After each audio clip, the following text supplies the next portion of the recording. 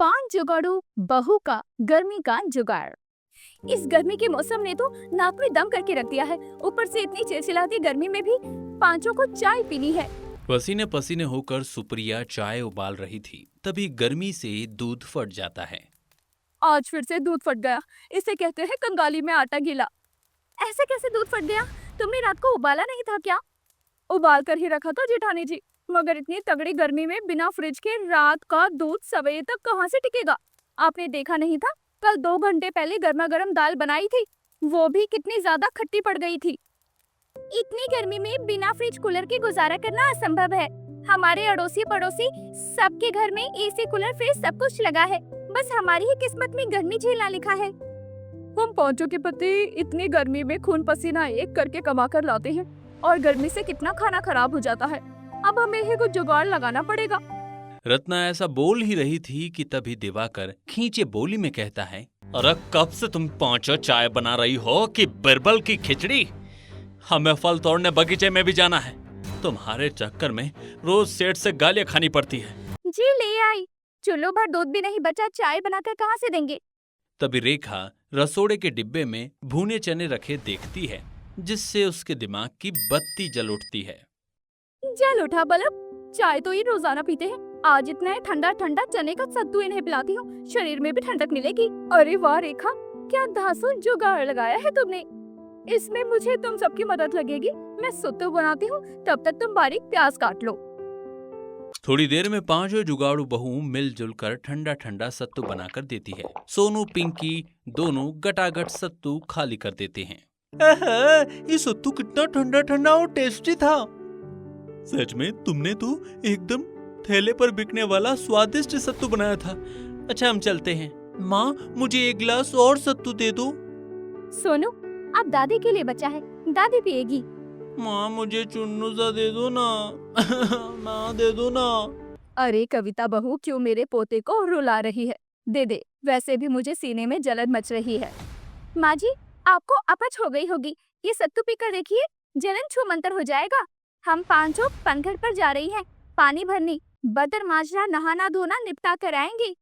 दो बहू सर पर कपड़े की गठरी, 2 झूठे बर्तन और 5वीं गागर मटके लेकर भीषण गर्मी में तालाब पर जाती हैं, जहां जंगल से पेड़ पौधे को ठंडी हवा चल रही थी। तभी मंजली बहू ललिता, ओहो, इस तालाब किनारे कितनी ठंडक है। मेरा तो मन कर रहा है यहीं खटिया बिछाकर ठंडी ठंडी हवा खाऊं। सच में इस तालाब किनारे राहत है, वरना हमारे घर में तो इतनी ही गर्मी है कि दम घुटने को होता है। सोना खाना पीना सब कुछ दुर्भर हो गया है। प्यास के मारे मेरा तो गला सूख रहा है। अगर इस मटकी का पानी पीकर भी प्यास थोड़ी बुझेगी, बिल्कुल चिकना गला हो गया है। प्यास नहीं बुझेगी, गला तो गीला हो ही जाएगा। सुप्रिया मटके में से पानी निकाल कर देती है, जिसे पीकर कविता, इस मटकी का पानी तो फ्रिज में जमे बर्फ जितना ठंडा हो गया। मगर इतनी तपती धूप में पानी का तासीर इतना ठंडा कैसे हो सकता है? तभी ललिता लहलहाती हरी भरी घास पर मटका रख देती है। हमने मटका घास पर रखा है, इसीलिए पानी ठंडा हुआ है। घास जमीन के जड़ों में से नमी सोखती है, इसीलिए इतनी गर्मी में भी मुरझाती है। वैसे ललिता, ये घास कितनी ठंडक प्रदान करती है और कितनी नरम मुलायम भी है। क्यों ना हम इसके बिस्तर डाल लें? गर्मी में इस गुदड़ी दरी पर सोया नहीं जाता है। पांचों उस घास को नोच कर घर ले आती हैं और दिन भर लगाकर बिस्तर बनाती हैं। देखो, हमारा जुगाड़ू बिस्तर तैयार हो गया और अभी भी 2 बोझी घास की बच गई है। इसका क्या करना है? माँ सबके घर में फ्रिज कूलर लगा हुआ है, तुम इस घास से हमारे लिए कूलर फ्रिज बना दो। फिर तुम फ्रिज से ढेर सारी आइसक्रीम जमाना और मैं भी उस चिराग के बच्चे को चिढ़ा कर खाऊंगा। नन्हे से सोनी के कूलर फ्रिज की फरमाइश सुनकर पांचों गरीब बहू चुप सी पड़ जाती हैं। ये लड़का भी ना जब देखो अटपटी सी ख्वाहिश करता है। घास का फ्रिज कूलर बनाने का क्या फायदा जब वो चलेगा ही नहीं, और खरीदने जाने पर सस्ते से सस्ता फ्रिज भी 12 से 15 हजार के नीचे नहीं बैठेगा। एक तो हमारे पतियों की रोजी रोजगार भी इतनी अच्छी नहीं है। ललिता, मुझे एक सटीक जुगाड़ पत्ती आई है, जिससे इस घास का इस्तेमाल भी हो जाएगा और हमारे घर की छत भी ठंडक देगी। इस घास को ठंडा पानी में भिगोकर छत पर बिछा देते हैं, ठंडी ठंडी हवा चलेगी तो घास नहीं खींचेगी। अरे वाह कविता, तुमने तो क्या खूब जुगाड़ लगाया है। ललिता लकड़ी की सीढ़ी लगाती है। कुछ देर में घर में से धमस भपका खत्म हो जाता है। पूरा परिवार घास की चटाई पर बैठकर खाना खाता है। बाकी दिन तो घर में आग बरसती है, लेकिन आज तो बहुत ठंडक है। ये ठंडक तुम लोगों की लोगाइयों की वजह से है। आज दिन भर लगाकर पांचों ने नरम नरम बिछोना बनाया है। चलो अच्छा है, आज तो इस नरम मुलायम बिस्तर पर मीठी नींद पड़ेगी। तुमने सही किया, इतनी गर्मी में दरी पर नींद भी नहीं पड़ती थी। आज सेठ ने बगीचे से थोड़े कच्चे पक्के आम दिए हैं। पक्के आम काट कर दे दो, रोटी पर खा लेंगे।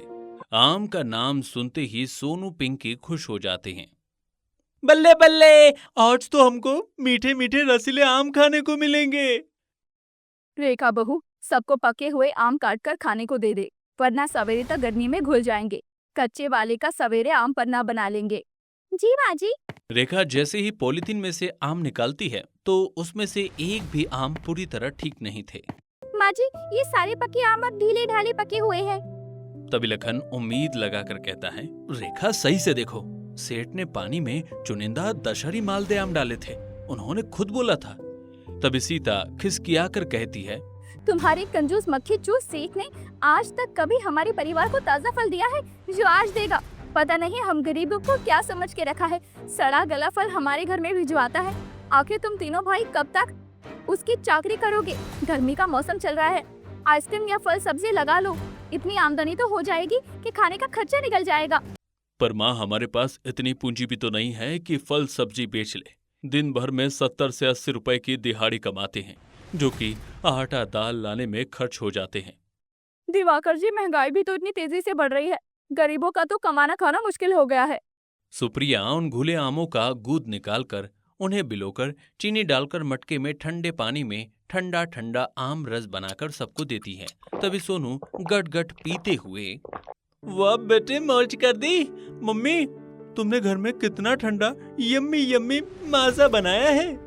सच में सुप्रिया बहू, इस आम रस का स्वाद चखने में बिल्कुल दुकान वाले बोतल के माजा स्लाइस जैसा है।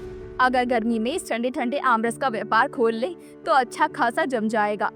सीता की बात सुनकर पांचों जुगाड़ू बहुओं का दिमाग चलता है और रत्ना राय देती है, अजी, आपके सेठ के फल के बगीचे में तो रोजाना खराब आम निकलते होंगे, तो कल से आप उसे घर ले आइएगा। हम घर के आगे ही कच्चे आम रस आम पन्ना बेचेंगे। अगले दिन पांचों भाई भयंकर गर्मी में बगीचे में जाकर फल की छटाई करते हैं। तभी बगीचे का मालिक मक्खन लाल आता है। सेठ, आज पूरे 2 बोरी आम अनार लीची मुरझाए से निकले हैं, इसका क्या करना है? इन पच के आमों का क्या करूंगा मैं? व्यापारी नहीं खरीदेगा तो अपने घर ले जाकर तेरे बाल बच्चे खा लेंगे। शुक्रिया सेठ। तपती धूप में तीनों भाई फल लेके घर आते हैं, जिसे बहुएं कुछ से दूध से कुल्हड़ मटकी में आइसक्रीम जमाती हैं और कुछ से आम रस और ठंडे पानी में फ्रूट पेप्सी वगैरह बनाकर बेचती हैं। वैसे आपकी ये लीची पाइन एप्पल फ्रूट पेप्सी तो ठंडी और स्वादिष्ट है, पीकर शरीर में तंदुरुस्ती आ गई। कितने हो गए?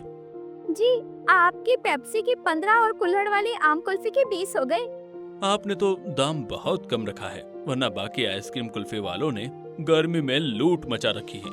रबड़ी कुल्फी 100 से नीचे की नहीं बेचते, वो भी असल रबड़ी खोए में नहीं बनाते, मैदे की मिलावट करते हैं। धीरे धीरे पांचों जुगाड़ू बहू ठंडे व्यापार में अब फलों के शरबत, आइसक्रीम के अलावा शिकंजी, जलजीरा पानी भी बेचने लगती है। वहीं उनके पति कबाड़ी की दुकान से सस्ते रेट में कूलर फ्रीज खरीद कर ले आते हैं।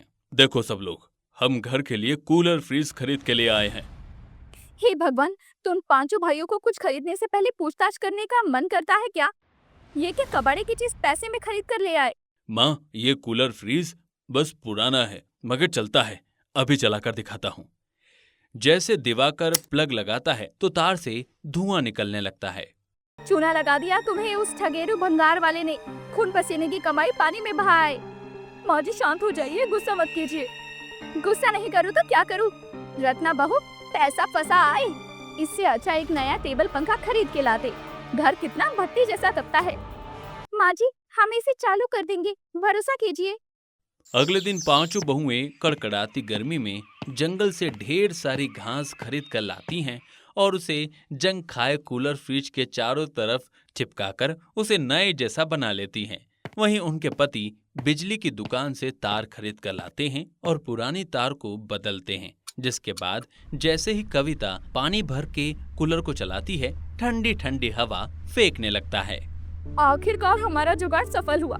ये कूलर कितनी कूलिंग कर रहा है। जुग जुग जियो मेरी बहुओं। अरे मेरी जुगाड़ू बहुओं ने तो कमाल कर दिया। तुमने इस खराब चीज को चालू कर दिया। घर में कितनी ठंडक पैदा हो गई। आज तो अच्छे से नींद आएगी। इसी प्रकार बहुएं खाना खराब होते देखकर मिट्टी के बर्तन बनाती हैं और हांडी में दही जमाती हैं। पैर की ठंडक के लिए घास की चप्पल वगैरह भी बनाती है, जिसे सब लोग छाछ लस्सी के साथ अच्छे से खाना खा पाते हैं और चीजों की बर्बादी भी नहीं होती थी। इसी तरह छोटे मोटे जुगाड़ करके पांचों बहू अपने परिवार का गर्मी से बचाव करती हैं।